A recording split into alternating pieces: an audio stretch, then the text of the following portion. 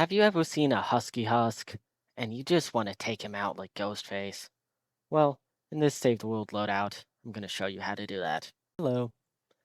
Today I want to go over my Fortnite Ghostface loadout for Save the World.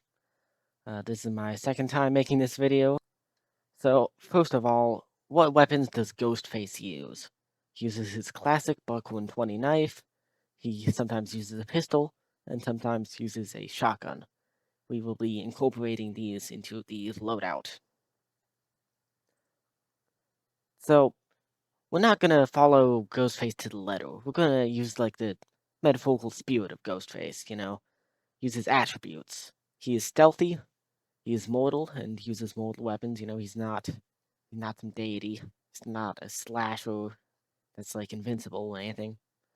And Ghostface kills everyone around them.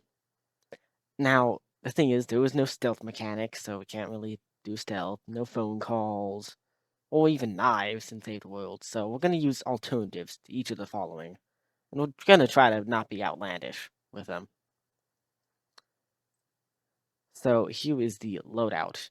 First of all, we have Cloaked Shadow in the lead for 150 base damage per second to nearby enemies whenever Shadow Stance is active. Now, this follows the Ghostface kills everyone around them theme pretty well. It's actually a lot of damage, and it's like the majority of the damage you're going to be doing in this build. So, the team perk and the shadow is really what makes the build shine. This makes Shadow Stance 20 seconds long, which normally it's 4 seconds. So yeah, 20 seconds is huge. And this perk was recommended to me by the Mysterious Stranger, so shout out to him. For our first support slot, we have Swordmaster Ken, which during Shadow Stance increases sword damage by 25%. Now, since Shadow Stance will be lasting for 20 seconds, and you only need one kill to refresh it, yeah, it's basically like a flat plus 25% extra damage, which is awesome. Now, we are going to be using Paleo Luna, which adds 3% of current health to melee weapon damage, which is roughly 15,000 damage per swing. This is pretty awesome, this build. And quite honestly, Ghostface kind of gets worse as he gets damaged, he gets sloppier, so being more composed thematically fits, and doing more damage while composed fits. Now, we are going to use Survivalist, where eliminations heal you for like 39 base health over 3 seconds. This is to give him some extra durability, as we know Ghostface is very durable, especially on killing sprees. We are going to be using the Fumble and Burger Buff. Now, these represent Ghostface's victims and their hobbies. So, burgers heal us for an insane amount. They make the build viable. And footballs increase damage by a huge amount. So, they're both really, really good to pick up, and you're going to be picking them up. Now, there's a new defenders option where defenders follow you around. I'm going to go with all melee defenders because they actively seek out the husks, and the husks gather around them. So, if they could all target the melee defenders, and you're just sitting on the background, like killing all of them, and not even taking any damage, that's like the most ideal scenario. That's pretty awesome. So, the weapons. We are going to be using the Slice and Dice. Was that before or after he sliced and diced? Slice and Dice as the main weapon. So, this one I chose because it looks the most like a knife, but it also has a very, very fast attack speed. Now, we're going to combine that with 2 attack speed perks, make it attack very fast. Every 0.32 seconds, it'll swing. Now, if you want to make it more like a Scream 7 feel, where Ghostface is emerging from the burning building, yeah, you can change the element to fire if you want. But personally, I like to keep it as physical. The build does enough damage already, and I just think it looks better physical.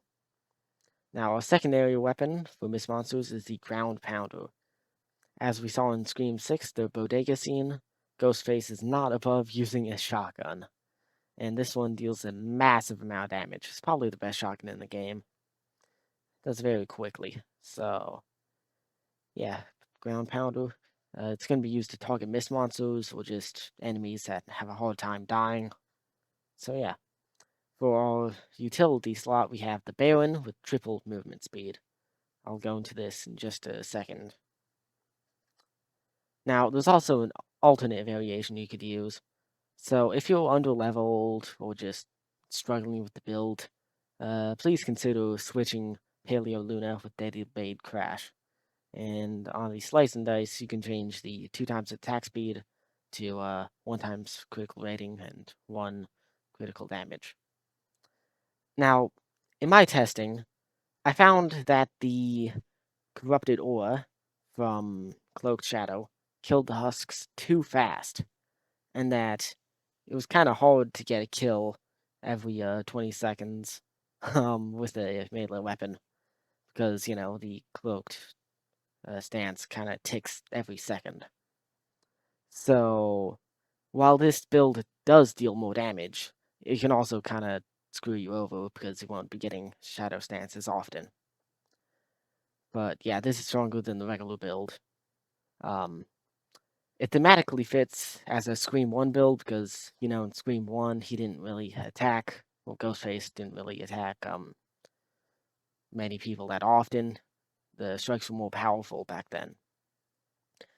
Now, the affliction on the slice and dice represents bleeding, whereas the attack speed would represent like gutting someone, like very fast striking. So Hue is the playstyle and strategy. So stand in choke points. The more enemies, the better. Right. You need to fuel your shadow stance, at least 1 elimination every 20 seconds, and really you should be getting a lot more to get Bogos, because Bogos are going to heal you, they make the build viable, and football just give you an insane amount of damage. So, yeah. I would recommend standing in block-offs to funnel enemies in, and the more enemies you killed, well, the more effective you are, and just the better you are for the team. So yeah, this is definitely a crowd clearing build, not really a single target build. Always be on the move to pick up Boogos and footballs. Now, here's the thing. You may have wondered why we're using the Baron. Well, we're going to use Tactical Sprint with the Baron for a huge increase in movement speed. As you can see on the right, Ghostface is chasing down a victim, and he can't do that unless he moves very fast.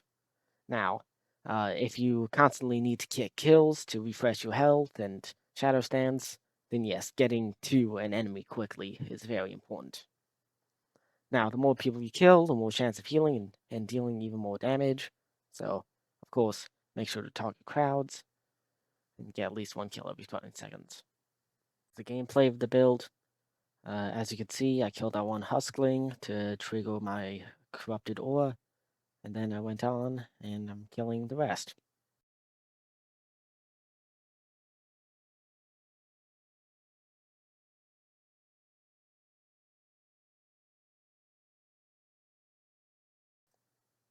Now, Lyrix X, the GOAT, had an idea.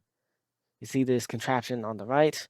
He recommended that I stand in the middle of small walls, and attack the enemies while my aura damages them, while they can't exactly damage you. However, unfortunately, it doesn't really work that way because the aura does not go through obstacles, it seems. And also, it's kind of impractical because it is impossible to get burgers and footballs. Ranged attackers can still damage you, and you need to divert your time from dealing damage to repairing your walls. So, while it thematically fits as like staying in a house, it doesn't actually work that much. So, as a locker appearance, yeah, you could just do a same set Ghostface if you want. Well, you could try these variations. Number 1, Richie Coach from Scream 5 or Scream 2022. You can see on the top right. It's a banner skin. I had a 2022 decal. I think that's what it's called. Banner. Yeah, banner. And so I just put that on. I think it looks pretty similar to him. Number 2 is Amber Freeman, the bottom right. Kind of looks like her. I think it's good enough. Number 3 is Father Death, which is like Ghostface's costume name. So if you didn't know, the whole Scream costume, like in universe, was just some regular costume named Father Death that some psychopath put on, started a murder spree, and then it became the whole famous Ghostface costume. So yeah, uh, carrying around a big sickle, that'd be pretty cool. But moving on, well, that was the main build. However, there was an alternate build suggested by the Mysterious Stranger that I would like to go over. It is a decoy build, because as you know, uh, there's always another killer. That's one of the catchphrases, even though there's sometimes not another killer, but it's pretty much always another killer. And there's usually a mastermind and a brute, and the brute takes all the damage, and the mastermind just comes in and swoops in at the end and like betrays the brute or whatever. Anyway, you are gonna be the mastermind, and your partner, the decoy, is gonna take all the damage. So in the lead, we have Controller Harper, which decreases decoy cooldown. We have the team perk Happy Holidays to decrease ability cooldown, Sentinel Hype to increase decoy duration, and finally Brainstorm to freeze enemies when the decoy expires. All of these perks, they may seem excessive, but they give you infinite decoy. That's right, infinite decoy, which is actually insane. So the only enemies you'll need to worry about are mist monsters. So we also put in Kyle the 13th just to deal a bit of chip damage to the enemies, because why not? Breakbeat Wildcat to give Rock and Riff, which increases damage when eliminating 10 enemies in 9 seconds, which this is a crowd control build, so you're going to be triggering that a lot. And then Survivalist Jonesy, which is regen on eliminations. Now, I guess Kyle the 13th is thematically there because, you know, your other Ghostface is going to deal some damage as well. For gadgets, we have the Airstrike and Adrenaline Rush. Airstrike for crowd control around the decoy, and then Adrenaline Rush, you know, to heal you. Plus, Ghostface gets like a surge of health whenever he gets defeated for the first time, and you gotta finish him off with a gunshot to the head. Otherwise, can't really be sure that he's dead. Also, make sure you don't use defenders in this loadout because they just get in the way and they draw aggro off of your decoy. So for the weapons in the alternate build, we have the Metal Marauder, which is going to be your main form of DPS. You see, you fire it at the crowd of enemies near the decoy. So you place the decoy down, bunch of enemies crowd up, boom, you wipe them all out. Now, this is locked to fire or physical, so yeah, fire is the better option here. So for the secondary weapon, we have the pot shot, which deals with individual mist monsters. As you may remember, mist monsters are immune to decoy, so you cannot use the decoy on them, which means, oh hey, there's a proximity grenade launcher that deals a ton of damage, and there won't be any other husks in the way to trigger it. This is like the perfect weapon. You know, use it. It's good. Third slot, you can really do whatever, but I would recommend the Baron for movement speed, just so you can get around, because Ghostface is naturally fast. So, the alternate builds playstyle, basically just place a decoy as often as possible, use the Metal Marauder to kill crowds at the decoy, and as you know, the Metal Marauder is locked to fire, so landing zones would be the most effective to use it in, and then use Pot Shot to kill mist monsters not affected by the decoy.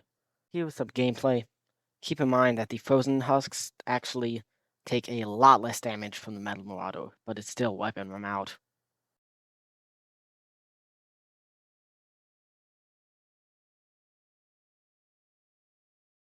This is very low cortisol, and in general, like, decoy builds are kind of zero IQ required.